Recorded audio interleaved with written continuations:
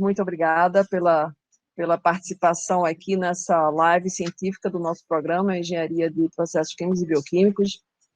Hoje temos a honra de ter o professor José Vitor, bom tempo, né, referência aí, sem dúvida, nessa parte de bioeconomia, quer dizer, em outras coisas também, mas agora nessa que ele vai falar hoje de bioeconomia. Então é um prazer grande ter o professor José Vitor, que terá aí a sua apresentação, e após esse tempo vocês podem fazer perguntas pessoalmente ou pelo chat, tá bom? Muito obrigada, José Vitor, a palavra.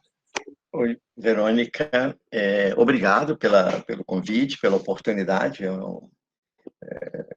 Sempre bom ter a oportunidade de conversar. Eu já vi aí que, né, os presentes estão aí bem qualificados, pessoas que eu não vejo, então não estou vendo agora também enquanto estou apresentando, mas fico muito feliz deles estarem aí, da gente poder ter esse diálogo, que eu espero que continue principalmente numa circunstância, né, mais na mesa do chopp, né, de uma forma mais agradável, mais interativa, vamos lá, né? Bom, o nosso grupo que reflete, que trabalha com a bioeconomia, ele já tem uns 7 anos, né? Na verdade, quando ele começou lá por 2012, 13, pouca gente falava em bioeconomia, né? Então, a gente entendeu na época que a abordagem devia ser essa, na discussão à frente talvez vocês até entendam por quê, né? E esse grupo, no começo, éramos 3,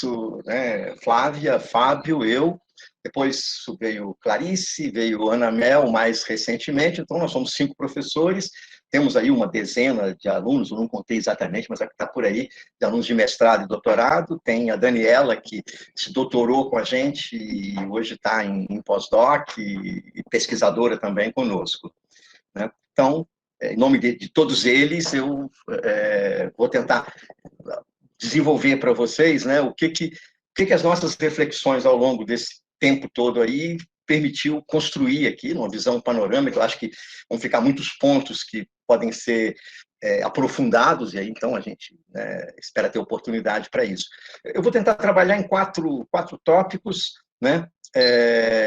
O que é bioeconomia, de uma maneira bem rápida, um panorama do que a gente consegue delinear como oportunidades, e na parte final, uma ideia do que a gente enxerga e o que a gente pode perceber quando olha os espaços, né, nacionais ou internacionais, talvez, principalmente, e a sua repercussão no caso nacional, que é um trabalho até que tem crescido muito nos últimos, talvez no último ano mesmo, ou até nos últimos meses, né?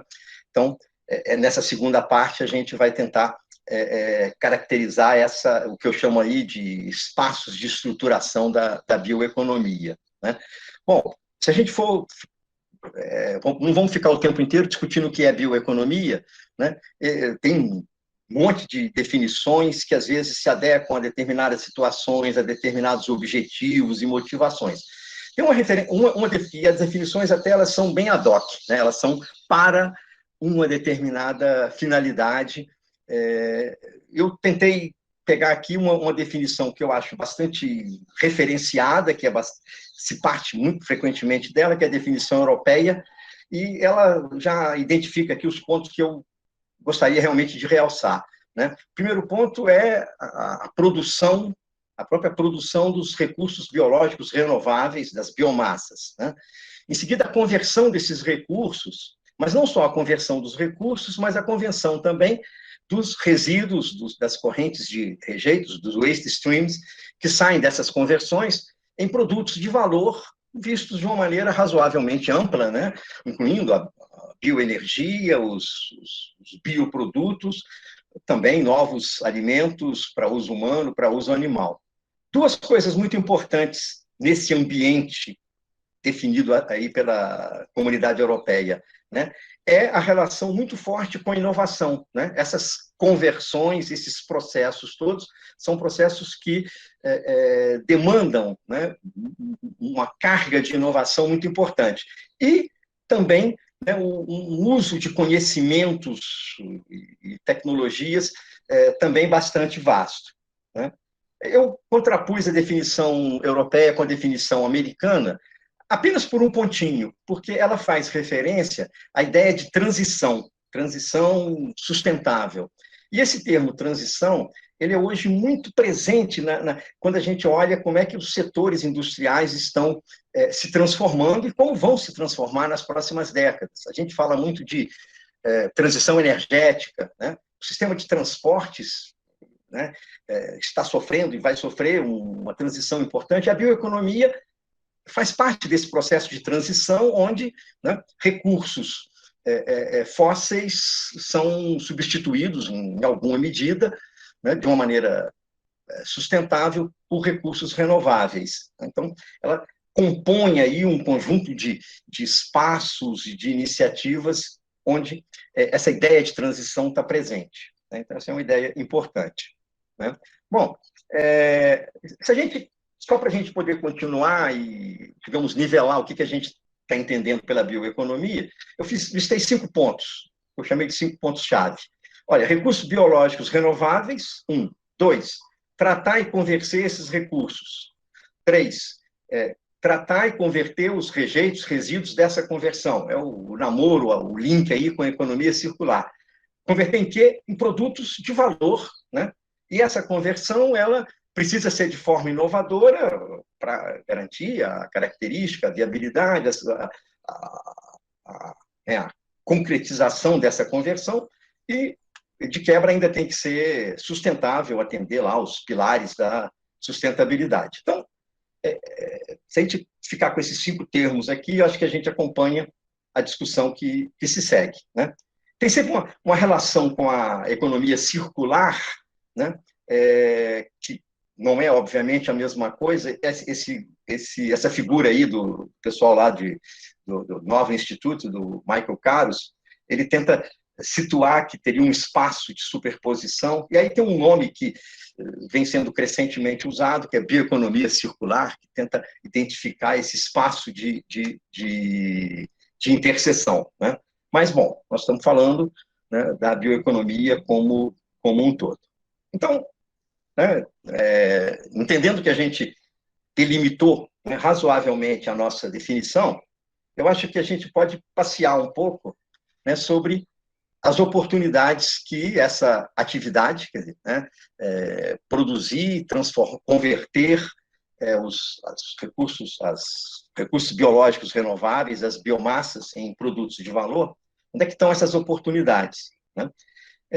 No começo do século, ao longo da primeira década, né, forte concentração ali entre 2000 e pouquinho até 2008, 2009, aí tem a crise mundial e as coisas mudam um pouco, mas nesse começo, né, o que hoje eu estou chamando de bioeconomia se limitava fundamentalmente aos biocombustíveis. Né? Então, como é que seriam as oportunidades nos biocombustíveis? Né? O carro elétrico vai tirar todas essas oportunidades? Se a transição, né, para a gente voltar ao termo, do sistema de transporte for nessa direção dominante, a Agência Internacional de Energia, né, fazendo um cenário para 2060, o cenário lá dos 2 graus de aumento da temperatura, né, ela tem uma estimativa que ela diz que você vai precisar 10 vezes mais de biocombustíveis em 2060 em relação a 2015. O que é mais interessante nesse gráfico, além dessa ideia de que existiriam mercados, oportunidades à frente, é a natureza dos produtos. Vocês podem observar que boa parte dos produtos, dos principais produtos que ele identifica como presentes lá, né, a partir de 2050, na direção lá de 2060, são biocombustíveis que a gente hoje não produz ou pouco produz. A gente podia chamar, às vezes, de biocombustíveis avançados. Né? Então, essa é uma oportunidade interessante. Né? Se a gente passa para o terreno de produtos químicos e bioplásticos, uma série de estatísticas, eu fui pensando uma ou outra que poderia ilustrar, né? Obviamente, a ideia aqui não era aprofundar isso, mas só dar uma ideia. Né? Uma ideia interessante é uma ideia da indústria química europeia, que tem um trabalho que eu achei muito bonito, que foi divulgado ano passado, um roadmap da indústria química na Europa, né, que tem esse nome, né, na direção da bioeconomia, em que ele identifica, né, oportunidades, desenvolvimentos e um caminho para ter 25% de produtos de base renovável em 2030. Se você considerar que hoje isso vai estar entre 12% mais ou menos, dobrar nesse período, é uma virada razoável. Os bioplásticos sempre estão nas notícias, né, um pouco pelas questões ligadas ao uso e consumo de plásticos, né? Talvez as inovações em bioplásticos, no geral, tenham patinado um pouco nos últimos 10 anos, né? Eu estava outro dia tentando rever um negócio que eu tinha escrito em 2010, isso é um exercício meio perigoso, mas, e aí, né, me ocorreu isso, né, quer dizer, essa dificuldade de deslanchar alguns produtos. Mas se você imaginar que na Europa tem 70 milhões de toneladas por ano de plásticos de base fóssil, e que bioplástico representa um pouco mais de 1 milhão, 1,2, você tem aí um bolo muito grande para atacar, para entrar, para provocar os inovadores, os empreendedores virem com sugestões, com soluções para os problemas existentes, né? Quando a gente passa para os bioprodutos, de uma maneira geral, aí sempre tem uns estudos, esse é um trabalho até muito bem feito, dois americanos, que eles estimam que 2/3 dos produtos químicos poderiam ser substituídos. Claro que aí, né, vai ter obstáculos de diversas naturezas nesse processo, mas é um potencial interessante, né?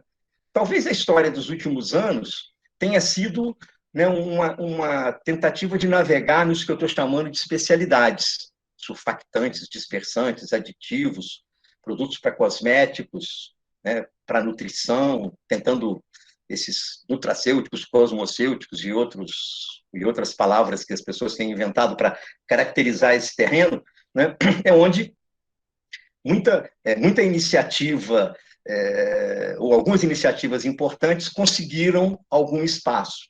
E mais recentemente, né, nós temos o boom das proteínas plant-based, né? É um segmento em grande euforia, em grande animação, né, que se reporta tanto a nutrição humana como animal, né, e eles estão realmente empolgados, né, a ponto de estimarem que em 10 anos vão ter 10% do mercado de proteínas, né? E é um mercado um bom tamanho, né? 1,4 trilhões de dólares, né? Então acham que vão caminhar nessa direção. Então isso é uma outra oportunidade, né? Uma coisa que foi a história de muitas empresas ao longo daquelas empresas todas as empresas que surgiram antes de 2005 é um marco que eu arbitrei aqui um pouco agora, interessante pensar nele, né? Elas pensaram sempre na possibilidade de fazer biocombustíveis, né? Quer dizer, muitas delas já morreram, né? Algumas se reinventaram, encontraram, fizeram o que a gente chama de pivotagem, né? Mudaram o lado da questão, né? Mas uma coisa que foi uma tendência interessante foi esquecer biocombustível e ir na direção de produtos de mais valor. Esse gráfico aí da Nexan tenta mostrar isso, como é que esse processo se deu. Mas eu já tinha esse gráfico na apresentação, mas há 2 semanas atrás, numa outra apresentação que eu tive a ocasião de fazer para uma empresa, né, eu cheguei a pensar que valia a pena a gente até questionar um pouquinho essa tendência, né? A gente tem, né, com todas as pandemias, com todas as questões de mudança climática, nós temos em 2020 uma situação que tem suas novidades, né? E aí eu, percorrendo, né, o que eu vi acontecer nos últimos meses, algumas coisas até nos últimos meses, depois que eu já estou aqui confinado, né, na pandemia, né? E aí eu falei, peraí, né, as coisas se movem, né? Tem um movimento muito interessante em cima do diesel renovável, que é uma coisa que já tinha iniciativas interessantes na Europa, mas hoje nos Estados Unidos tem notícias de refinarias até importantes que estão se reconvertendo para fazer o refino de óleos e gorduras, né?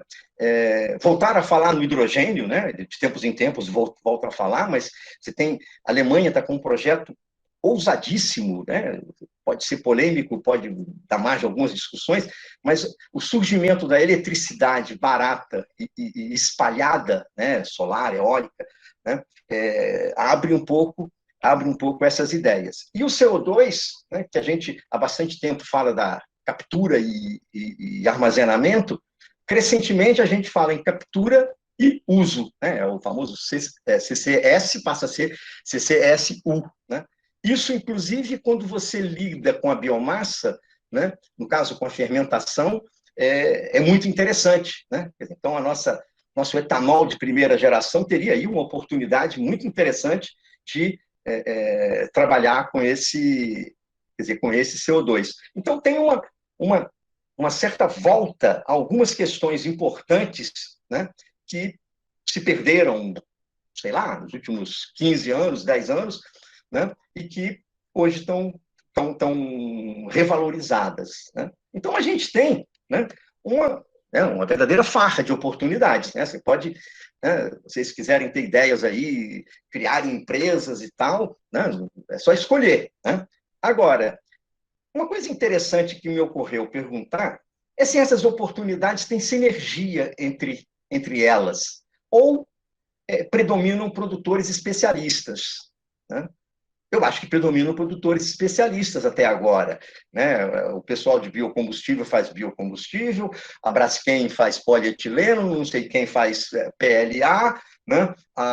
E assim por diante. A Amyris faz especialidades, né? Mas eu acho que tem aqui uma outra oportunidade, que é um desafio de construção de um conceito, né? Eu acho que o que seria, né, a bioeconomia avançada, né? Inevitavelmente ela ia passar pela ideia de biorefinaria, e tem alguns estudos, inclusive os americanos hoje sublinham muito isso, né, em que eles reúnem no conceito deles a produção de energia, de bioenergia, biocombustíveis e bioprodutos, né? Inclusive o departamento de energia se apresenta sempre assim: não, eu estou aqui para desenvolver a produção de bioenergia e bioprodutos. Esse é o conceito que eles acham que estaria em construção. Então, as oportunidades, elas são ligadas a alguns determinados produtos, a alguns determinados campos, né? Mas também a alguns determinados produtos, né? Eu acho que eu estou andando devagar, né? Com o tempo. Bom, então, podemos passar para a questão dos setores da bioeconomia, né? Uma mensagem muito importante é que eles são emergentes. Isso significa, né, que eles não têm estrutura industrial definida, né? Isso tem uma implicação econômica, estratégica, para as políticas, muito grande, né?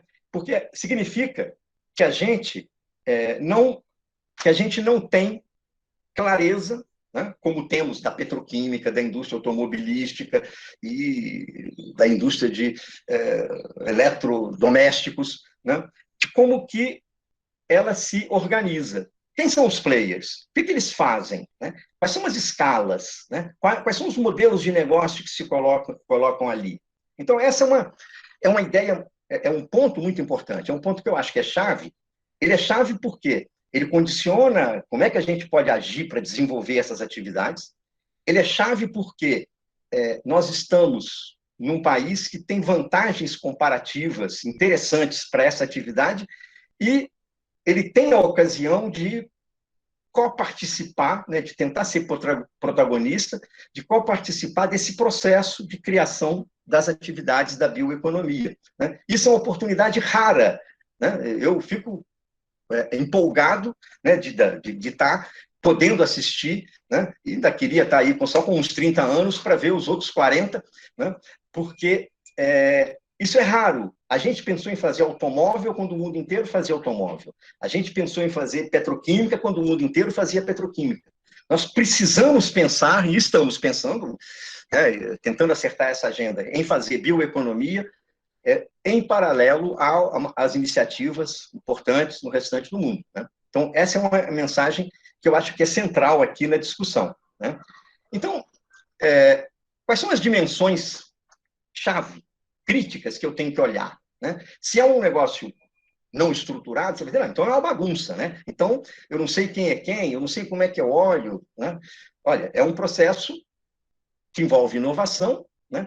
Mas, ao longo desses 7 anos aí, fizemos nas nossas dissertações, teses, artigos, aulas, disciplinas, né? A gente descobriu que a disciplina lá de Economia das Matérias-Primas Renováveis foi oferecida agora, recentemente, pela 10ª vez, então, a gente já está velhinho no assunto, né? Ou pelo menos maduro. Nós começamos a amarrar o que a gente fala que são as dimensões-chave na estruturação da bioeconomia, né? Então, quando você olha o etanol tradicional, você sabe as dimensões, ele é uma coisa estruturada, ele é uma atividade estruturada. Você sabe que aqui é na cana, no caso americano é do milho, na Europa pode ser de beterraba, né? Você sabe, tem tantas usinas, é assim que distribui, é assim que vende, é essa que é a utilização.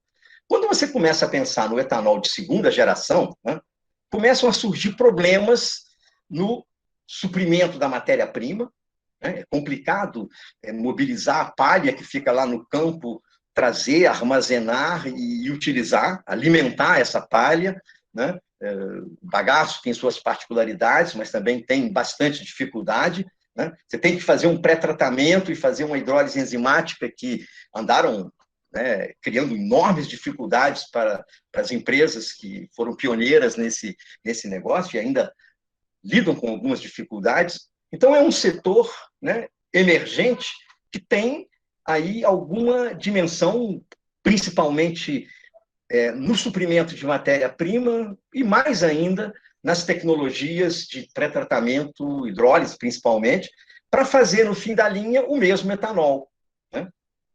A Braskem também saiu por um caminho parecido, né, fazendo, no fim da linha, um plástico idêntico ao que ela já fazia de base fóssil, né, só que usando o etanol. O desafio tecnológico, vocês aí sabem melhor do que eu, né, os engenheiros, quase todas, mas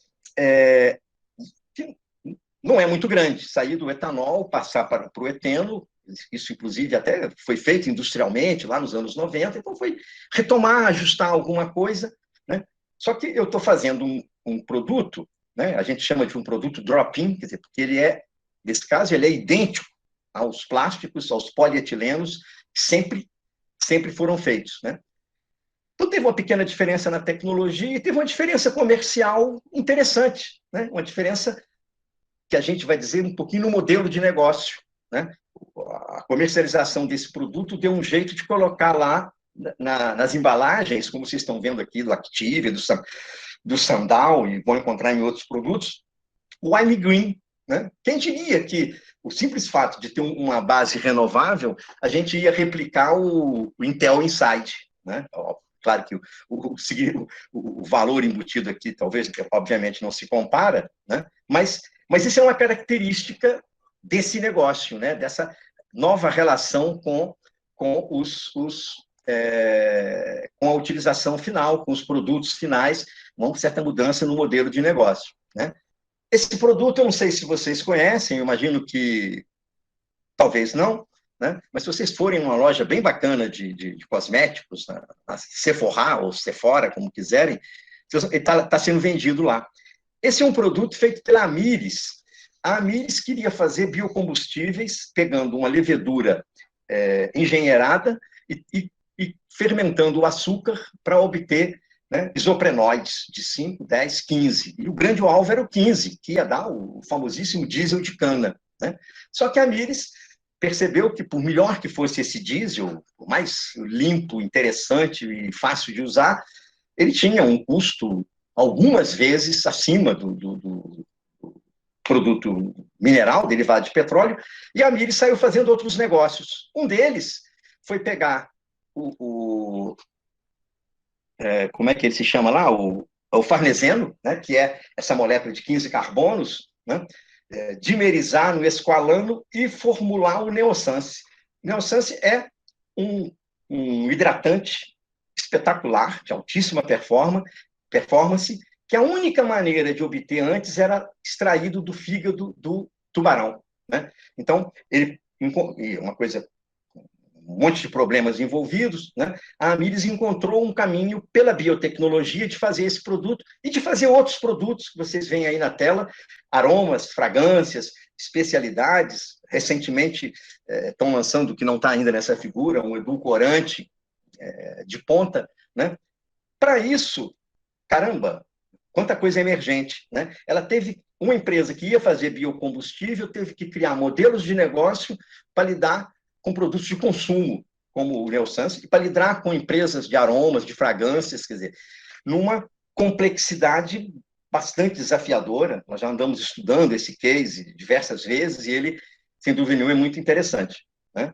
E, para aproveitar a hora do almoço, né, eu botei aqui um hambúrguer, né, um hambúrguer que é feito de plantas, né? O slogan que está aí é o slogan da Impossible Foods, é uma das estrelas dessa indústria, né? Isso também é uma agenda interessante, onde os mercados têm que ser resolvidos. Você tem que ter uma tecnologia, tem todo um desenvolvimento para você formatar o produto, e tem, né, como é que você vai criar essa oferta, validar essa oferta, né? A gente pode dizer, então, né, que nós teríamos 4 espaços de estruturação, né?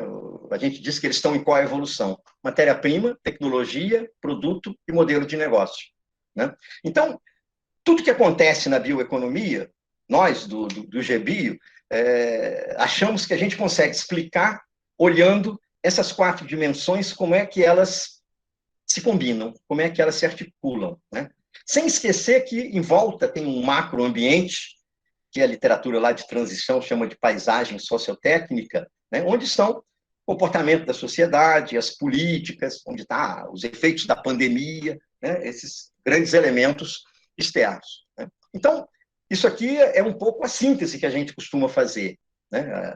Olhar essas 4 dimensões e como é que elas se influenciam umas às outras. No tempinho que falta aqui, deixa eu falar de cada uma das dimensões, né? Eu acho que ilustraria um pouco quais são os problemas que a gente tem, né? As matérias-primas renováveis, tá? Elas, né, têm toda essa empolgação da bioeconomia, né, dos que estudam, fazem, investem, que querem desenvolver essas atividades, mas ela tem muitos desafios, muitas dificuldades, né? Você comparar um pé de cana, né, ou um pé de açaí com um barril de petróleo, né, você já consegue sintetizar aí uma quantidade razoável das dificuldades, né? Se você souber que engenharia química tem muita coisa que estuda fluido, né, mas tem mais dificuldade de trabalhar com sólidos, né, o próprio histórico, etc., você percebe essas dificuldades. E aí, eu me diverti para frente em colocando tudo na interrogação, né, só para ilustrar que são coisas que tem gente fazendo, mas tem sempre questionamentos, desafios, dificuldades, né? Mais que nunca, se é um segmento de inovação, a oportunidade está sempre casada com desafios, né? Então, como que estrutura a oferta de uma matéria-prima? Não é simples, né? Como é que garante a sustentabilidade? Isso dá polêmica no mundo inteiro, né? Aí os europeus vão dizer que não sei o que está vindo do Brasil não é sustentável. Como é que eu consigo, né, lidar com isso? Isso é uma questão que hoje está presente, está incomodando, né, bastante, né? Tem desafios nas grandes matérias-primas, mas tem desafios importantes nas matérias-primas da biodiversidade, que a gente tem chamado de floresta em pé, né? Resíduo, né, é uma festa, né, que a gente começa a listar resíduos que estão disponíveis, desde os resíduos sólidos urbanos, né, até os resíduos das culturas, né, uma boa industrialização dessas matérias-primas geram resíduos que ou não são valorizados ou são pouco valorizados, né? Então, como que valoriza esses resíduos? Isso é um desafio importante, né? E as próprias rotas de produção, né, os próprios caminhos, né, eles até têm se deslocado bastante, né? Eu acho que, eu estava dizendo a vocês que eu fui outro dia começar a rever uma questão que eu tinha escrito há 10 anos atrás, né, e eu observo, por exemplo, que eu estava lá muito focado em açúcar, né? Hoje eu sou obrigado a colocar no cesto uma série de outras possibilidades, de outros caminhos que são bastante importantes, né? As tecnologias, aí a gente deveria identificar tratamento e conversão dos recursos, das biomassas, né? De novo, você tem diversas opções, né? Isso até às vezes dá uma certa confusão, porque algumas pessoas acabam definindo a bioeconomia como biotecnologia, né? É claro que a biotecnologia é importante, claro que todo esse poderio da biologia sintética, de fazer conversões, né, extraordinárias de moléculas de açúcar para uma molécula complexa, isso é extremamente importante e promissor, né? Mas os outros processos, ou a própria combinação entre eles, tem sido jogada, né? De vez em quando, alguns deles perdem espaço, retomam, é um processo de construção onde, né, as empolgações, né, as animações e as decepções vão se sucedendo, né? Os produtos, né? Os produtos, eu já botei essa transparência estava sem interrogação, né? Porque eu me dei conta que, ao longo dos últimos anos, essa diversificação ela foi abaixo do que se esperava, né? Acho até que hoje tem perspectivas que talvez ela possa voltar a deslanchar, mas a gente achava há 10 anos atrás que caminhava-se por uma variedade grande de produtos, e isso foi mais lento, sem dúvida nenhuma, na minha opinião, do que se esperava. De qualquer maneira, tem duas categorias de produtos, esse imperfeito aí, super entre aspas, né? São produtos que têm uma utilização estabelecida, o etanol e o biodiesel, e aí o avanço da indústria foi tentar produtos que a gente chama de drop-in, quer dizer, integrados 100% na infraestrutura de utilização. A Amyris, quando fez lá o farneseno e queria fazer o diesel de cana, né, ela pensou em fazer um biohidrocarboneto, seria o diesel perfeito.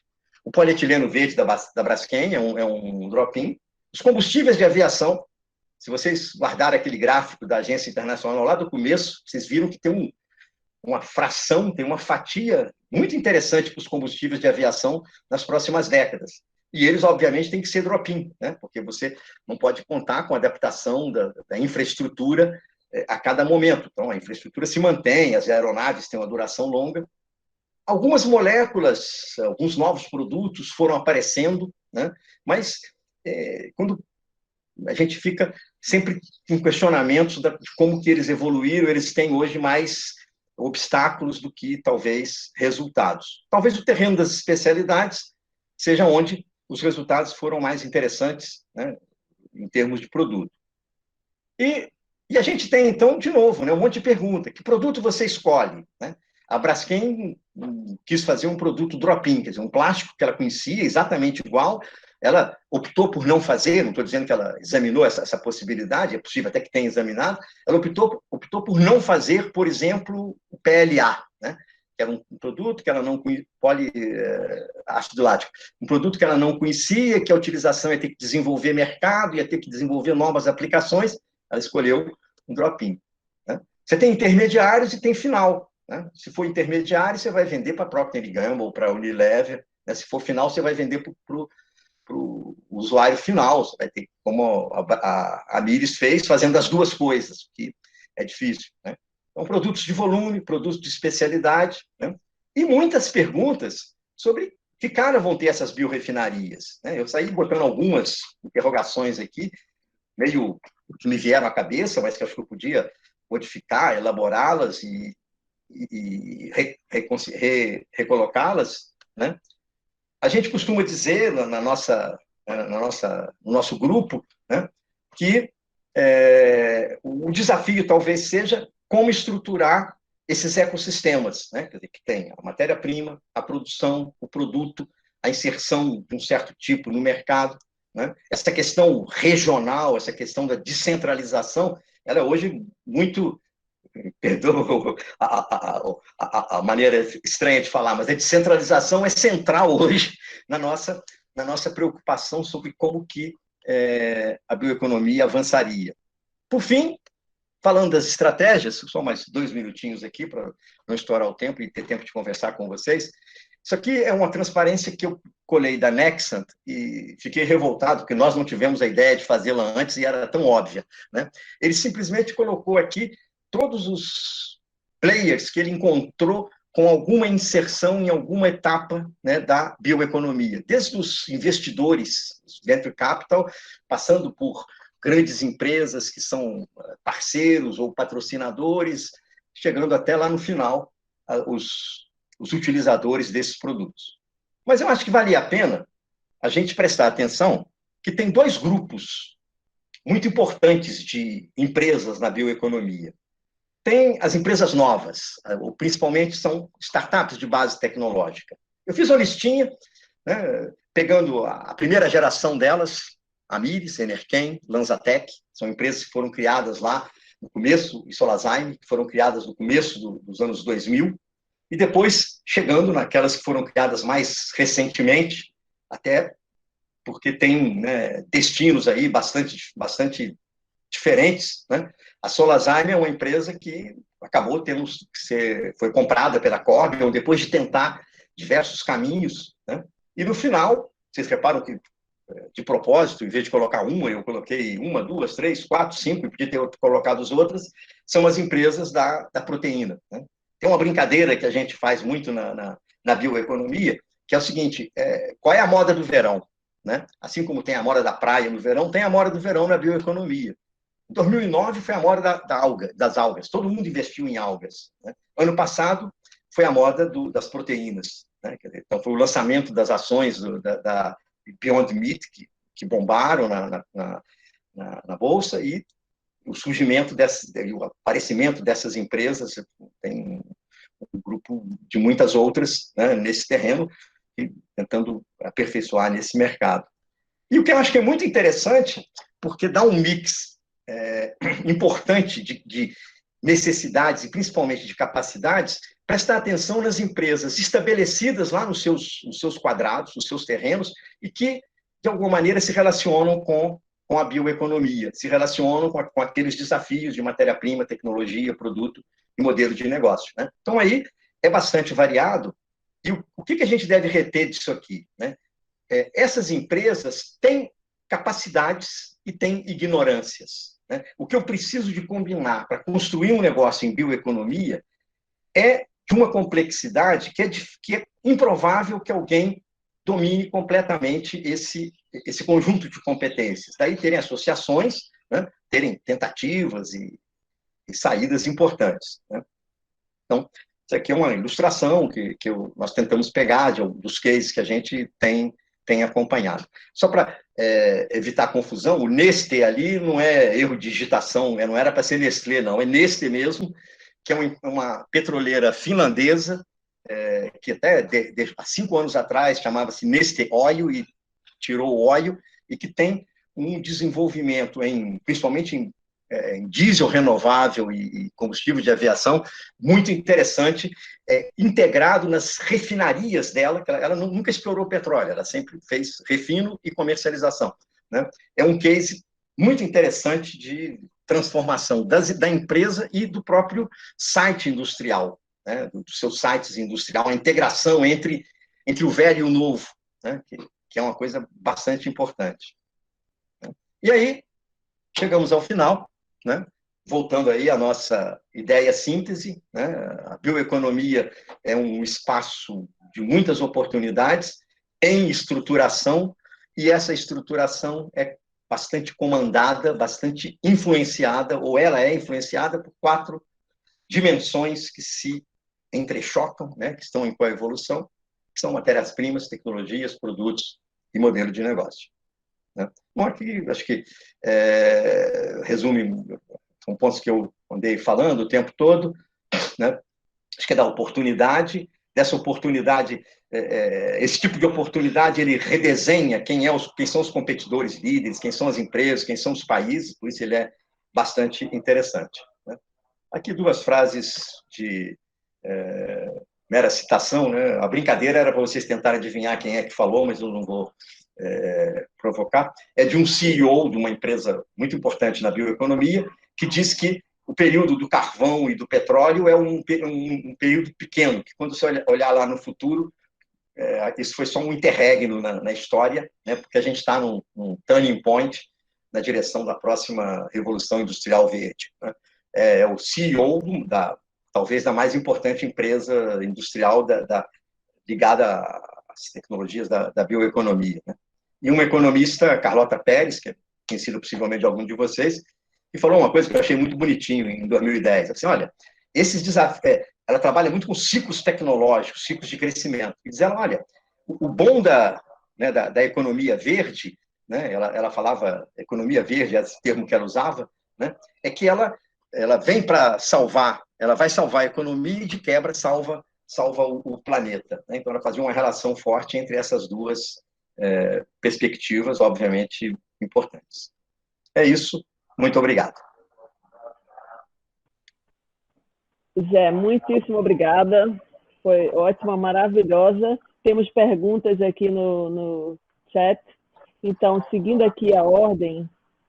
Eu estou tentando sair aqui da apresentação. Agora consegui. Para eu voltar para o... Então, você deu uma visão aí maravilhosa, né, e mostrou que a gente pode sorrir. Bom, então temos mais ou menos. Mas pode sorrir, mas não pode sorrir, mas não pode dormir. Exatamente, perfeito. Na verdade, eu tenho até uma pergunta, mas eu vou guardar, obviamente, para o final, primeiro os convidados. Então, temos uma pergunta de Oscar, depois de Felipe Matos. Oscar? Estou só tentando... Pode fazer, eu estou tentando parar aqui, agora eu vou conseguir. Para ter chance de ver vocês. Ele colocou no... Desculpa, eu coloquei no chat, estava tentando aqui me localizar para ativar mas, essencialmente, são duas perguntas. Uma sobre o biodiesel renovável, que aqui no Brasil é uma discussão forte por parte dos produtores de biodiesel, por parte da empresa de petróleo, aí a Petrobras, para ser reconhecido como um biodiesel. Eu queria, quando falo em biodiesel avançado, não tem nada a ver com esse biodiesel que está se discutindo aqui no Brasil, principalmente à base de óleo de soja. Então, eu queria que comentasse um pouquinho mais sobre o biodiesel avançado. Esse é um primeiro ponto. E o segundo ponto é quando a gente olha a biodiversidade, bioeconomia, é a questão de gerar riqueza no nicho, primeiro, e quando o nicho virar tão barato que possa entrar em outras áreas. É tal que dizer queimar biomassa para energia é um crime se essa biomassa ela pode primeiro gerar produto de altíssimo valor, vide a Mires, que se ela continuasse no ramo de energia, ela se perderia toda a riqueza que teria em mãos para prover para a sociedade. Então, a primeira pergunta é sobre biodiesel avançado e a segunda sobre o vale da morte entre nicho e commodities e energia. E excelente apresentação, professor. Bom, obrigado. Olha, essa confusão do diesel, eu acho que ela, me parece que ela só existe, eu posso estar enganado, mas até onde eu alcanço, ela só existe no caso brasileiro, né? Quer dizer, o diesel renovável, ou green diesel, que também costuma ser chamado assim, né? Ele é feito a partir de óleos, né? A Neste, que eu comentei, tem uma infraestrutura de coleta de óleo, por exemplo, de cozimento, né? Dá um segundo uso a esse resíduo, a essa sobra, tá? Isso na Europa, e ela explora resíduos, gorduras de diversas origens, né? E esse produto, né, ele passa por um refino, né? Passa por um refino como se fosse um refino de petróleo, né? Como se fosse um refino de petróleo. Eu não sei dizer exatamente qual a especificação que sai lá na frente, né? Mas essa é a característica, né? A Neste fornece para a empresa finlandesa lá de aviação, a Finnair, né? Esse produto lá na formulação de combustível de aviação, né? Então, é um produto, né, que tenderia a ter características do que a gente chama lá do drop-in, né? Ele vai ser um hidrocarboneto, porque o óleo vegetal terá sido tratado, terá sido, né, craqueado, né, para gerar essa especificação, né? Quer dizer, essa polêmica aqui com o Agabio, parece que o Agabio, até onde eu sei, porque isso é uma coisa que foi muito falada, há uns 15 anos atrás, e depois foi abandonado, agora volta um pouco, né? O Agabio, ele coloca um certo percentual de óleo vegetal na própria corrente de processo, né? Eu acho que ele me parece bastante diferente, né? Pode ter aí nuances técnicas que eu talvez não conheça, mas me parece que ele é bastante diferente do que internacionalmente se chama do diesel renovável. E é o que eu entendi, né, dessa vaga de projetos de diesel renovável que surgiu nos Estados Unidos, já tinha alguns na Europa, né? Eu entendo que eles são isso, eles são diesel feito a partir de óleos e gorduras. A outra pergunta, eu acho que a sua observação é correta, né? Mas, quer dizer, é um vale da morte, sem dúvida, desafiador, né? E a gente, quer dizer, em alguns casos, talvez possa até tentar produtos de um certo volume, né? Mas fica o desafio. Não resta dúvida que o uso inicial como bioenergia, né, não é o caminho mais nobre, né? A transformação em energia, calor, eletricidade, deveria ser o final do uso, né, admitindo uma certa circularidade, né? Eu, hoje de manhã, estava lá, até um artigo interessante no Estadão, escrito pelo Paulo Artung, da IBA, que é a Indústria Brasileira de Árvores, falando de um estudo que eles estão lançando, e ele fazia uma proposta, o título falava em bioeconomia, e ele falava da indústria de árvores plantadas, né, no Brasil, que é uma coisa muito importante, e lá pelas tantas ele dizia assim, não, porque a lignina, que tradicionalmente a gente usava para queimar, para gerar energia, hoje tem pesquisas assim, assados, que eu posso fazer isso, fazer aquilo, quer dizer, dava lá, né, a perspectiva de uso, né? Então, essa ideia da agregação de valor, inevitavelmente, ela passa para tentar um uso que não seja o uso, quer dizer, que seja mais nobre que o energético. Embora o energético já agregue um valor quando você não está conseguindo aproveitar em nada o resíduo, né? Mas esse é um desafio grande desses negócios, por isso é que, né, das dezenas de empresas que existiam há 10, 15 anos atrás, ou há 20 anos atrás, muitas delas desapareceram, foram surgindo outras tentando rever um pouco os próprios conceitos. Muito obrigado. Por nada. Sim. Obrigada. Agora Felipe Matos e depois Falabella. Olá, professor, boa tarde. Oi, Felipe, tudo bem? Tudo bem. Primeiro, ótima apresentação aí. E acho que a minha pergunta é mais sobre a utilização de CO2 da bioeconomia, né? Se eu não me engano, eu vi uma apresentação recente que a maior parte do custo da captura e uso do CO2 é a purificação, né? A maioria dos gases de efluente que você quer utilizar para fazer a captura, a concentração de CO2 é muito baixa. Você queima com ar, né? Então 70% disso já é nitrogênio. Em compensação da bioeconomia, a fermentação, se eu não me engano, você tem um CO2 quase puro. Então é um potencial bem grande que a gente tem aqui, principalmente na indústria de sucroalcooleira, de ter esse potencial de CO2. mas aí você precisa de toda a infraestrutura para poder utilizar ele ou simplesmente capturar e jogar num reservatório, né?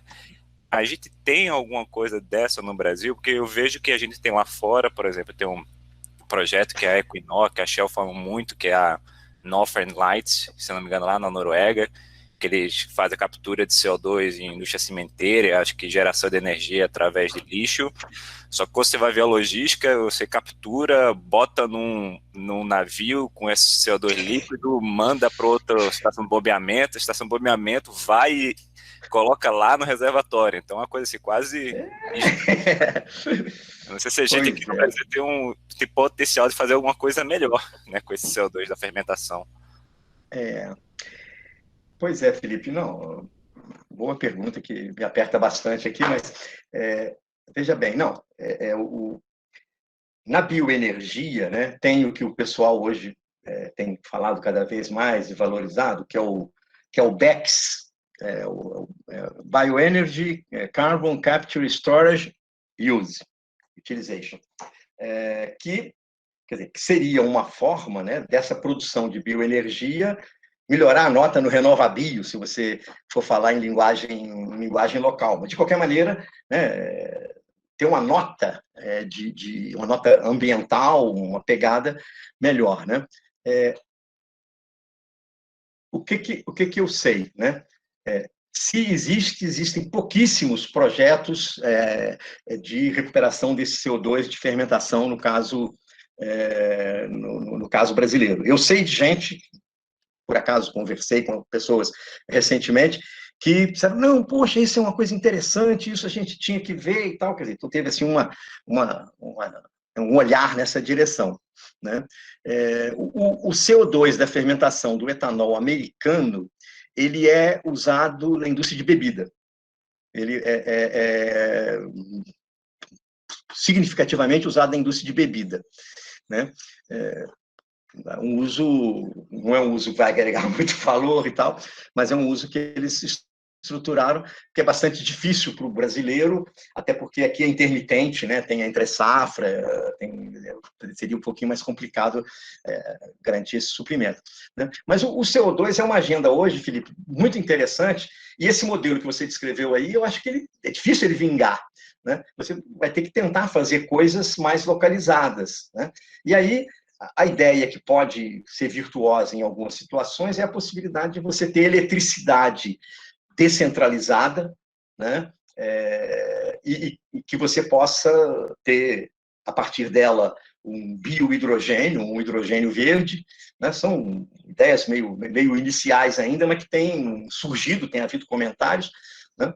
E você poderia, por exemplo, transformar esse CO2, tem uma ideia alemã, que eles estavam até para colocar uma unidade piloto no laboratório da ANP em Brasília, que eu não sei se colocaram, para produzir biocombustível de aviação, né, descentralizado, em pequenas escalas. Porque o biocombustível de aviação, num país como o Brasil, ele anda mais no caminhão do que no avião, né? Porque ele sai de Cubatão e anda não sei quanto, para chegar lá no Mato Grosso distante, no Tocantins distante, onde vai ser usado. Então, tinha uma ideia. Quer dizer, então, essas ideias todas, eu acho que tem uma coisa que a gente trabalhou muito tempo com grandes economias de escala, esse era o padrão do século XX, foi isso que foi a economia do século XX, a economia do petróleo, a economia de todas as naturezas, e essas viradas que a gente percebe, eu acho que elas têm que rever e estão refletindo sobre a ideia da escala. Né? Quer dizer, a gente vai ter que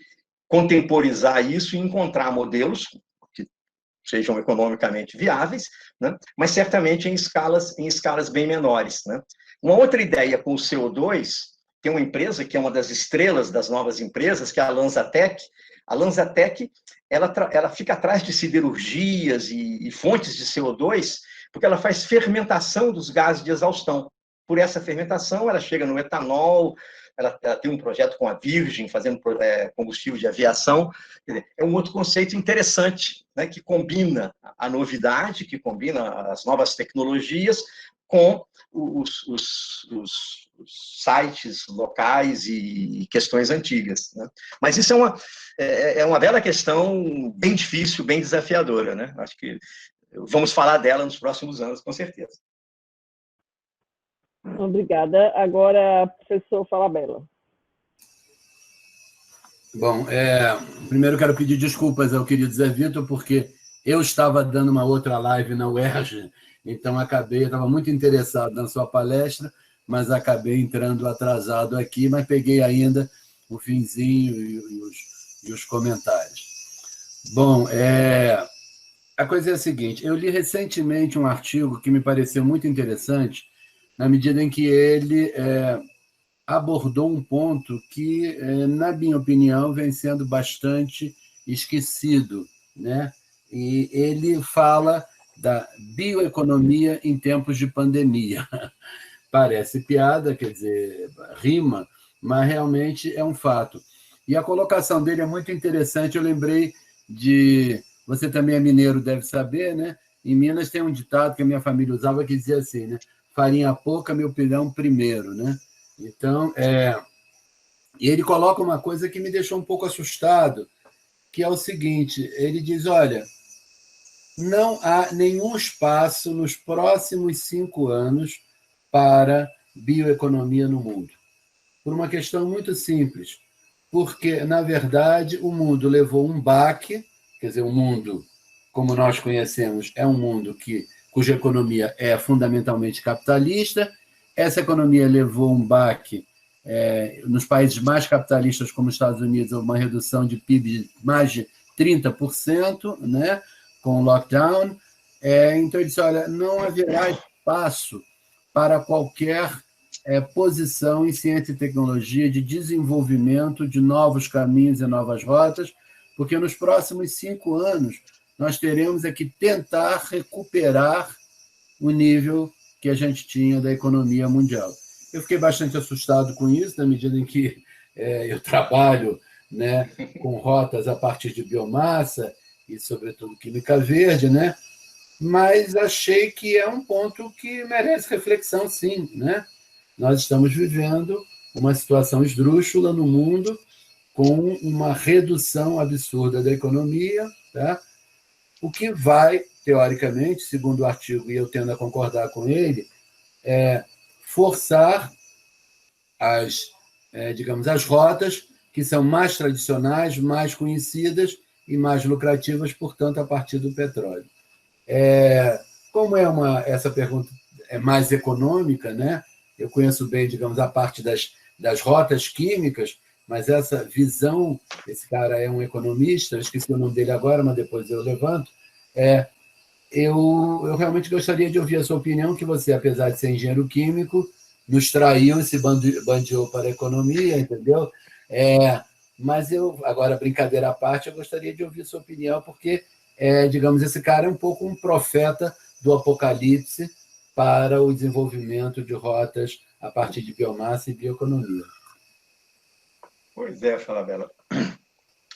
Não, é uma discussão que eu acho que ela existe, sim.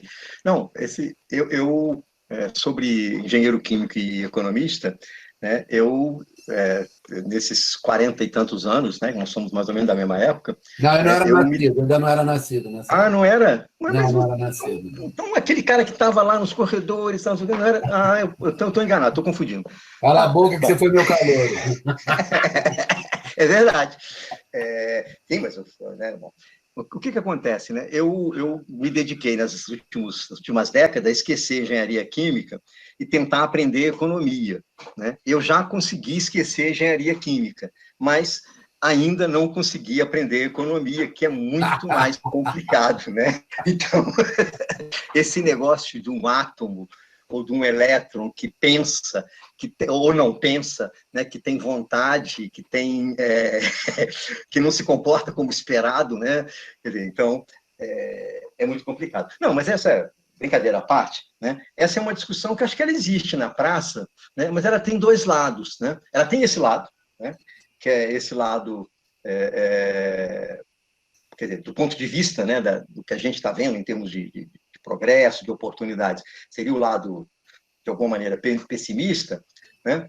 Mas existe um outro lado, né, que envolve, né, questões do tipo mudanças climáticas, né, que e iniciativas, quer dizer, que são...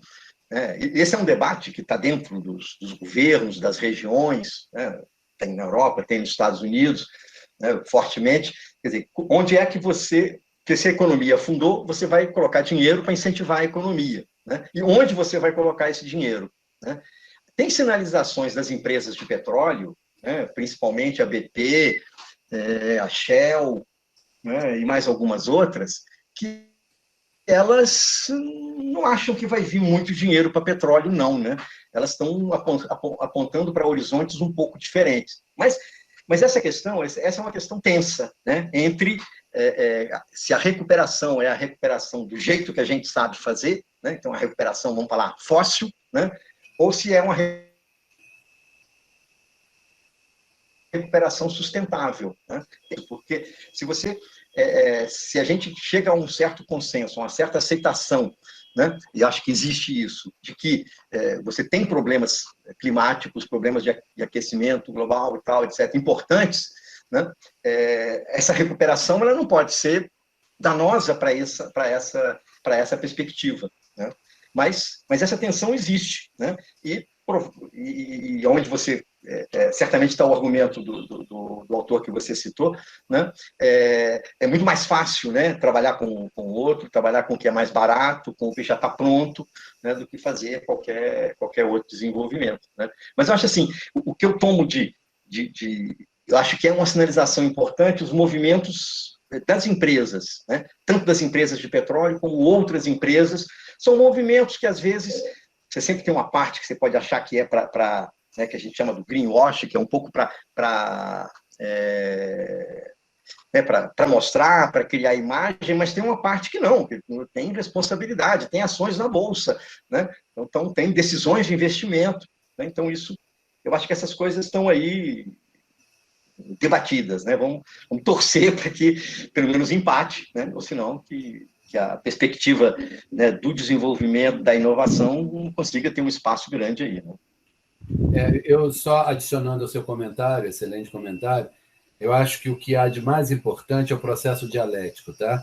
E é uma coisa que, infelizmente, no mundo de hoje, nessa sociedade bipolar em que a gente vive, né, a dialética tem sido esquecida, né? Ou seja, a antítese, né, a tese, e depois a tentativa de a gente convergir na síntese, né? Então, eu achei muito interessante essa visão, porque é uma visão apocalíptica, sim, mas levanta um ponto que as pessoas têm que pensar e têm que avaliar, né? Eu vi o Peter colocando aqui que não é o que um encontro de sustentabilidade disse, mas, evidentemente, se um encontro de sustentabilidade dissesse o contrário, não seria um encontro de sustentabilidade, né? E que o Oscar também colocou um comentário, vi um rapaz, o Luciano, colocando também, entendeu? Mas eu acho que esse é um ponto que todos nós temos que pensar. E eu já vi que Márcio Neri já está querendo falar aí, agoniado, já abriu o microfone, entendeu? Então, é isso aí. Tá bom, obrigado. Tá bom, um abraço, Zé Vitor. Outro. Fui citado, então é minha vez. Pode ser, Márcio. Mas assim, só um instantinho. Depois, se você... o chat vem para mim, eu mando para você ver as discussões, né? Sim, eu até tentei abrir aqui, mas eu não vou dar conta de ver. Não, você, por favor, mande sim, e até tem alguns e-mails, algumas coisas, eu teria o maior prazer de manter o contato com vocês e continuar discutindo essa questão, né? Então, a expectativa, Márcio, de marcar um chopp, né? Então, vamos ver. Eu coloquei também que a live ficará gravada, quer dizer, está gravada, e até o final do dia a gente coloca no nosso canal do YouTube. Eu coloquei o endereço aí no chat. Legal. Márcio. São duas coisas, né? Primeiro, parabéns pela palestra, né? Um tema, acho que muito relevante, né? Não só na universidade, mas na sociedade. Márcio, está um pouquinho baixo, eu não estou te escutando perfeitamente, não. Tá melhor agora? Tá bom, agora tá legal. Agradecer pela palestra, ótima palestra, um tema muito relevante, né?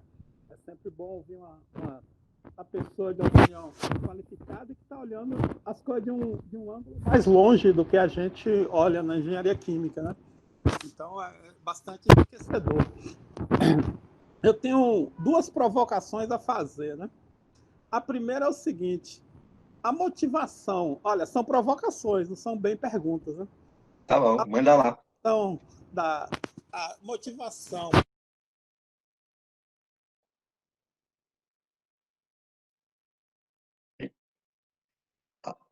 Márcio, alguém te silenciou e não fui eu.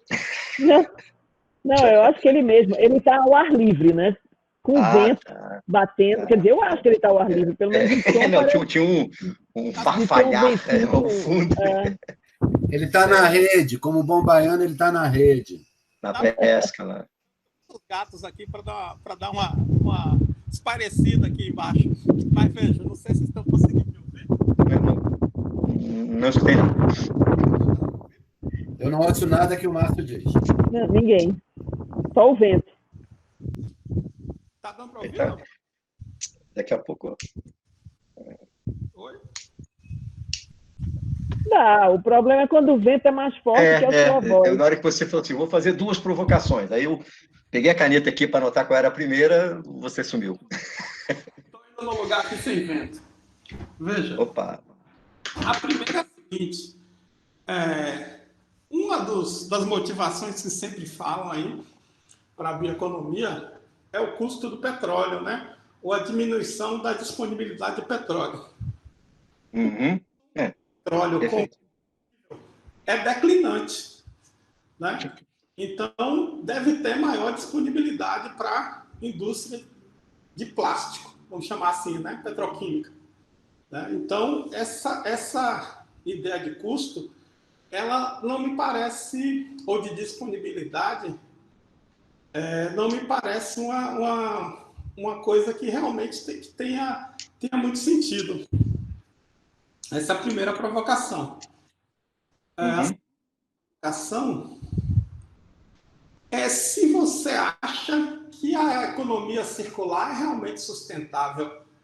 Porque, na verdade, a gente continua com um impacto econômico muito forte. Me parece que a economia circular está ligada a uma saída da indústria para continuar nos mesmos níveis, que é importante para a gente viver, para os empregos e tal, né? Em vez de uma busca de uma sustentabilidade real. Né? São essas dois questionamentos. Tá bom, Márcio. Deu para... Provocações. Perfeito. Não, acho que são muito claras. Né? A questão do preço do petróleo, é claro que é uma questão do ponto de vista econômico, né, de viabilidade de um bioplástico inovador que você lance, né? Esse parâmetro é um parâmetro que é claro que ele é importante. Né? Eu sempre risco, quando qualquer aluno escreve nas primeiras linhas do trabalho, isso aqui está motivado pela exaustão das reservas de petróleo. Eu falo, olha, não fala isso não, porque esse não é mais o problema que a gente tem para enfrentar. O problema que a gente tem para enfrentar, né, é o problema do uso do recurso. Né? E aí temos diversas questões na mesa que são duras de enfrentar, né, que até cairiam naquela discussão lá do Falabella, né, se a sociedade banca isso, né, mas que são, quer dizer, que é, né, o custo da poluição, né, que é a internalização do custo da poluição. Se nós tivermos de acordo que emitir um montão de CO2, né, é negativo, faz mal, né, não está de acordo com o nosso horizonte, né, nós temos que penalizar essa emissão. Né? E se fala crescentemente, e acho que é uma coisa que, né, a menos que o lado do artigo do Falabella ganhe totalmente a briga, né, eu acho que está vindo a taxa carbono. Né? E o que é a taxa carbono? Né? Todo mundo que fizer alguma coisa que emitir, essa taxa carbono existe em alguns países, ela começa a se desenvolver. O RenovaBio é um início disso, numa versão, podemos dizer, ainda light, né? Ela vai, quer dizer, isso é uma fonte de competitividade relativa para os produtos não fósseis, né? Esse é um lado importante, quer dizer, então essa poluição ser cobrada, né? Isso é um problema delicado que é discutido em fóruns internacionais e tudo, mas é uma questão que tem que tem crescido. Hoje já tem discussões, modelos de como que isso seria, como é que seria essa cobrança de modo a não onerar o sistema de taxas fiscal, ter compensações, né? Tem regiões, por exemplo, sei lá, British Columbia tem uma experiência interessante em taxa carbono, né? E aí tudo que arrecada vai para amenizar os impostos de produtos básicos, tem todo um esquema, quer dizer, então tem toda uma criatividade envolvida. Existem ainda subsídios, né, que são inaceitáveis para os combustíveis fósseis, né? Aí tem estudos aí à vontade, que a gente pode encontrar facilmente, que identificam esses subsídios, né, que não tem razão de ser se a gente estiver de acordo que esses produtos são poluentes, né?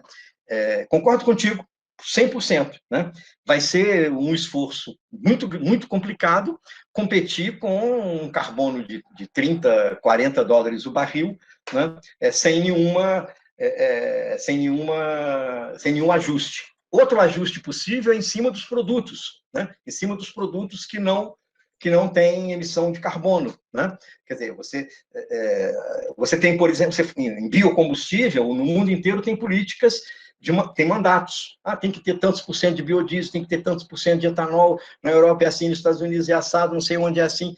Você não tem políticas para os demais produtos. Tem um país que tem uma iniciativa interessante, que são os Estados Unidos, que tem o chamado Buy Preferred, que ele tem um sistema preferencial para os produtos que têm conteúdo renovável, né? Então, é um negócio bem bonitinho, que a gente na Europa está tentando imitar, mas isso é uma falta enorme, né? Quer dizer, para fazer um bioplástico, se eu conseguir provar que ele emite menos e que ele tem interesse de saúde, de redução das emissões, né, eu esperaria que tivesse uma política de demanda que permitisse que eu usasse, né? Então, eu acho que você está 100% certo com a dificuldade envolvida, né? E eu acho que ela depende desse debate mesmo entre quer dizer,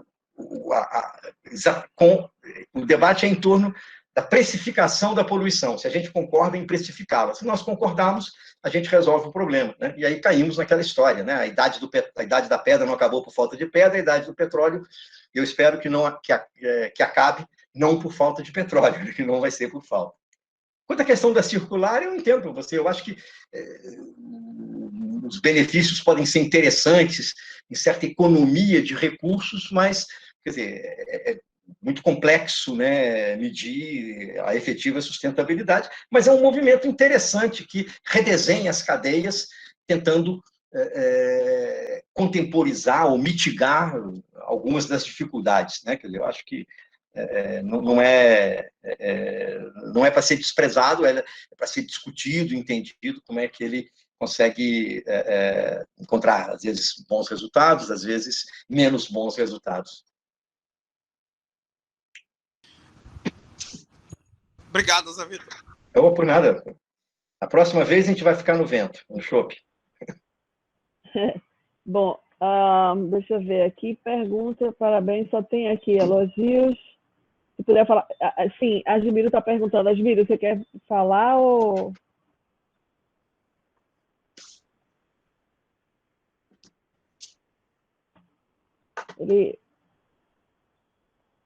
Asmiro? Ele colocou, se puder falar um pouco como está o plano de negócio da bioeconomia no Brasil, quantas startups estão no negócio e quais são suas relações com os grandes players, ou o Brasil está novamente perdendo grandes oportunidades de inovação por falta de investimento localizado. Mas tenho que sair agora. Tá, mas vai ficar gravado. Então ele saiu, mas está perguntando isso. Tá bom, não. Esse é um ponto interessante até, que a gente deveria aprofundar um pouco mais. Tem muita startup, muitas delas usando TI, né, mais voltada à parte agro, né, aí aparece bastante. Nos outros segmentos, tem menos, devia ter muito mais, né? Eu acho que é insuficiente, sim, eu acho que isso aí teria que ser alavancado, né? Tem pessoas, hoje, né, tem um grupo no próprio Ministério da Ciência e Tecnologia, a gerência lá de bioeconomia está trabalhando muito, está fazendo estudos tentando integrar as ações, né? Tem grupos que estão fazendo iniciativas voltadas para a Amazônia, né? Tem o pessoal que eu cheguei a comentar antes lá da Floresta Plantada, né? O pessoal da IBA, que é Indústria Brasileira de Árvores, também se movimentando nessas questões de desenvolvimento, mas eu acho que o Argemiro tem razão, esse é um ponto que talvez seja um ponto frágil ainda. Eu até tenho vontade, né, já conversamos isso entre nós, no grupo e tal, de estudar mais essa questão, entender essas startups e delimitar melhor o papel delas. Eu acho que isso efetivamente está faltando, né? O que eu tenho visto, que eu achei interessante, né, eu não sei se consigo configurar como uma tendência forte, mas eu conversei com 3, 4 pessoas que foram nessa direção, né, são empresas médias, né, uma pequena usina, um pequeno produtor lá de biodiesel e tudo, interessado em melhorar o valor do negócio dele, em aproveitar os resíduos, em fazer determinados desenvolvimentos, né? E vejo também que, né, nos institutos Senai de inovação, que eu acho que é uma iniciativa interessante, na Embrapi, né, eu tenho visto projetos interessantes, quer dizer, projetos interessantes, mas eu tendo a achar, Argemiro, que a criação de startups, quer dizer, que ela hoje é bem grande no país, nessa área especificamente, principalmente aquelas com mais conteúdo tecnológico, era uma coisa que devia aumentar e que a gente deveria olhar com mais carinho, sim, senão perde sua oportunidade. Obrigada, Zé. Quer dizer, eu acho que assim já tem o adiantado da hora, né? Então, deixa eu ver, vou olhar. Fabiana colocou aqui comentários. Parabéns, Zé. O olhar para o futuro depende das visões desse tipo, do contrário, estaremos sempre tentando apagar os incêndios. Eu também tenho uma pergunta, mas é curta. Se você recebeu uma certa verba ou quer apostar todo o seu dinheiro da aposentadoria em algo inovador e promissor, o que você faria?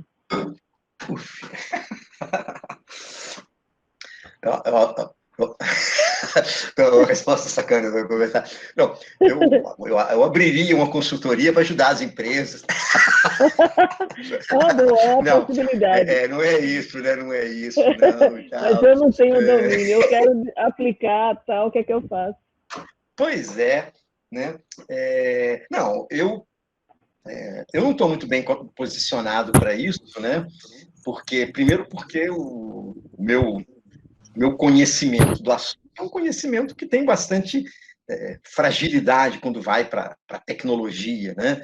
Eu não conheço lá as fibras de carbono usando Em breve. Como é que chama? Usando a lignina. A lignina, né? Então eu não sou a Verônica, né? Eu não sou o Ney, né? Eu não sou o Donato, eu não sou o Eduardo, fala dela. Quer dizer, então eu não tenho um know-how tecnológico aí forte, sólido, né? Quer dizer, então do ponto de vista, né, nessa altura da vida, apostar num negócio, né, de verdade, né, é muito desafiador, né? Mas eu acho que tem duas pontas muito interessantes. Tem a ponta do upgrade do que você já tem, quer dizer, que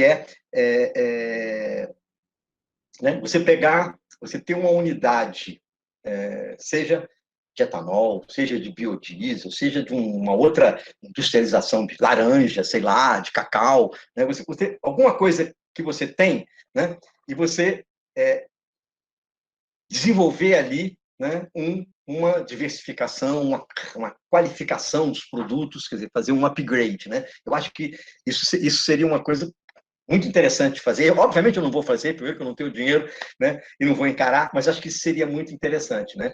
E a outra seria, né, umas coisas mais originais, né? Eu vi outro dia, por exemplo, né, um trabalho que 2 alunos do Fábio fizeram sobre a borra de café, né? Então, eles fizeram um negócio super bonitinho, super redondo, de pegar a borra de café, né, numa grande cidade, como é que você poderia criar ali uma cadeia de valor, o que você poderia fazer. Então, o outro lado seria, né, uma novidade desse tipo, né? Então, esse terreno todo tem, né, cheio de recursos que desaparecem por aí, que não são valorizados, né? Acho que isso seria uma coisa legal, né? De repente o Fábio se anima e a gente vai junto nessa.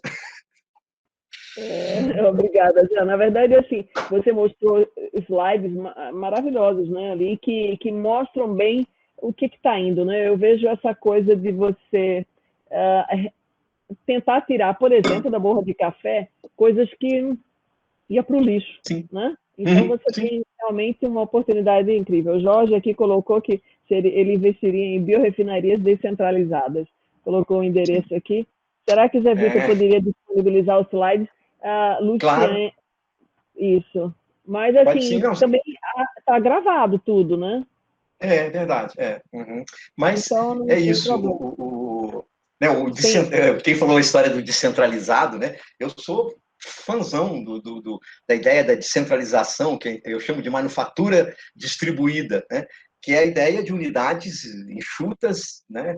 E bioeconomia com a Reduc não existe. A bioeconomia vai ter que rever a ideia da escala e da localização, né? Esse ponto não tem jeito. Eu acho bacana essa ideia, assim. Acho que isso tem pontos de estudo muito, muito interessantes. Então, é bom. Não acaba. Vicente Ferreira colocou aqui uma pergunta e depois disso a gente tem que acabar, porque tem que acabar. Igual o petróleo, tem que acabar, pô. Será que eu devido... Não, peraí. Mas quais são as barreiras para que as startups e bioeconomia se desenvolvam, né? Ou para elas se desenvolverem? Oi, Vicente. O Vicente está ainda aí ou já foi embora? Vicente Ferreira, eu acho que está. Esse não, da cooperativa. Estou aqui, Zé. Estou aqui. Ô, Vicente. Tudo bom, que meu amigo? Então, a sua carinha aqui, não... Pois é, eu te mandei um convite ontem, falei, eu queria falar com ele para ele assistir, que essa conversa ele vai achar interessante lá, porque está lá no parque, muito tempo que eu estou para conversar com vocês. Pois é. Eu acho que, assim, os jovens de hoje, que não são como eu era quando eu era aluno da escola de Química, né, há um tempão atrás, né, eles são muito mais ousados, né, e muito mais interessados nesse projeto de startup, de empreendedorismo, incomparavelmente mais, né? Mas eu acho que, nesse terreno, né, não falta a motivação do conhecimento, né? Eu estava brincando com a história da borra de café. Você tem N situações parecidas com essa que foram mapeadas, que são desenhadas, né? Eu acho que a gente não tem, e aí eu espero que não demore muito, né? A gente não tem uma continuidade, um esquema de políticas, de incentivos que encontre, que considere oferta e demanda, né? Porque nós tivemos programas bacanas nos últimos 10 anos, de alguma maneira ligados a áreas da bioeconomia, que permitiram que a Mires botasse a fábrica dela lá em Brotas, mas foram programas só no lado da oferta, só na geração do investimento, né? Eu acho que eles precisam ser mais sofisticados, ter oferta e produto, né? Porque não adianta nada fazer um produto que você não consegue colocar em lugar nenhum, né? E acho que isso tem que ter uma continuidade, né? Tem que ter uma perspectiva de continuidade, né? Eu não sei, no segmento do agronegócio, tem surgido muitas startups que têm, inclusive, apoio de associações, de algumas empresas. A Raizen tem lá uma aceleradora, tem histórias interessantes aí, né, nesse segmento, mas não é um segmento hard aqui de ter lá um reator, de ter uma transformação mais exigente, mais elaborada. Nisso, né, eu acho que ainda está bem pouquinho, né? Mas eu sei lá, eu acho que eles precisavam de claro, da disponibilidade de recursos, mas de uma continuidade nisso, né? Quer dizer, de uma ideia que isso, olha, vai manter. 10 anos eu vou ter isso, né? É difícil, né, a gente falar uma coisa desse tipo no nosso país, mas eu acho que tem que ter, né? Nós não podemos eternamente ter essa situação de, né, a gente não perde a oportunidade de perder oportunidades, né? Então, tem que sair desse beco. Ótimo. Agora tem... Jorge está dizendo aqui para você ver um vídeo no YouTube que é sobre a questão da biorefinaria descentralizada. Né? Então, está aí bacana, vou ver. no chat. Eu não sei se Jorge quer falar alguma coisa. Mas... Ali aqui o endereço, vou ver. Tá. Jorge. Então, só para compartilhar, antes de mais nada, eu gostaria de agradecer imensamente pela oportunidade. Achei a palestra muito interessante e eu diria que existe um marco, né? Existe o Brasil pré-sal, que tinha uma trajetória de bioeconomia, depois nós tivemos um marasmo do pós-sal, que é do pré-sal, e agora nós temos um espaço para retornar a biorefinarias, a bioeconomia, e a nossa aposta aqui na Universidade Federal do Rio Grande do Sul é uma aposta focada em biorefinarias descentralizadas. Então, nós temos um foco fortemente em pirólise rápida e um foco em fermentação também, mas com unidades autônomas. Então, nós estamos trazendo a autonomia, sistemas automatizados e autônomos, sim, em produção descentralizada, né? E essa produção descentralizada orquestrada por uma central. Porque uma das grandes questões e dos desafios que se tem quando você vai por uma descentralização é como você resolve o problema da mão de obra qualificada. E eu diria que hoje nós estamos a um passo de viabilizar essa ideia de ter uma descentralização que permite, então, que você tenha uma eficiência operacional. Então, é uma aposta que nós temos feito. Estou muito interessado. Vou ler e vou acompanhar o desenvolvimento de vocês. Acho que Zé Vitor, você me permite um comentário em relação ao comentário do Jorge, Otávio? Fala, Bela, está falando, né? Na verdade, a descentralização é uma proposta já antiga por conta dos problemas logísticos da biomassa, já que a biomassa tem muita água, então transportar biomassa significa transportar água, o que não tem sentido. Agora, a descentralização, sobretudo com respeito à pirólise, né? Qual é a proposta tradicional? Faz-se uma pirólise, gera-se um bioóleo, e esse bioóleo, então, é transportado através de oleodutos e chega na refinaria, e aí na refinaria vai ser processado. Eu tenho que ter uma rede de oleodutos. Tá? Então, esse é um ponto fundamental da descentralização. Ela só pode ocorrer numa zona em que eu tenha oleodutos para transportar esse óleo de pirólise, que será transformado depois na refinaria, seja por coprocessamento, seja por standalone units, né? Unidades de standalone. Então, só um comentário rapidinho. Aí ainda tem um espaço para discussão, porque você pode fazer a logística completa e pode fazer o transporte adequado também desse bioóleo, mas a ideia existe a possibilidade de integração com uma refinaria tradicional, esse é um ponto importante, mas por si só é um universo, né? E nós começamos a trabalhar com essa parte de biorefinarias descentralizadas naqueles eventos que foram organizados pela Petrobras, inclusive que o Fala Bela estava coordenando uma área, e a gente começou a trabalhar com o professor Dupont nessa parte de biorefinarias. Desde então, nós temos evoluído nessa linha. Muito interessante, vou olhar. Ok, muito obrigada, Zé Vitor, muitíssimo obrigada. Foi um sucesso aí. Deixa eu só coisar minha câmera aqui. Né? Então, convidar a todos também para as próximas. Tem sempre no nosso site a parte de live científica, convidando... Antigamente, quer dizer, durante quando a gente não estava dando aula, né? Então, era uma vez por semana, mas agora a gente faz o semanal, sempre na primeira terça-feira do mês. Né? Então, eu não sei quem é a próxima ainda, eu estou vendo. A ideia é a gente divulgar trabalhos do nosso programa.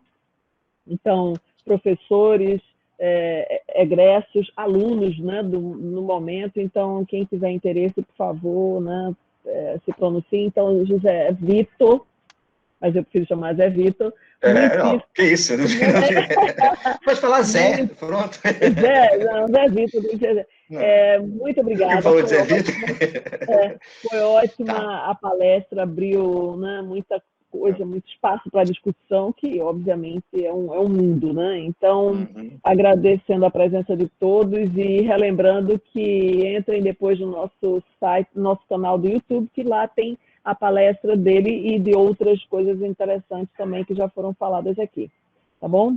Então, muito obrigado. Estou à disposição de todos que puderem discutir algum ponto, estou à disposição. Muito obrigado. Boa tarde a todos. E gosto sempre de dizer, ao final, aqui se desfaz, a rede é PQB. E a gravação. Muito obrigada. Tchau, parabéns. Fique bem, boa tarde aí. Eu queria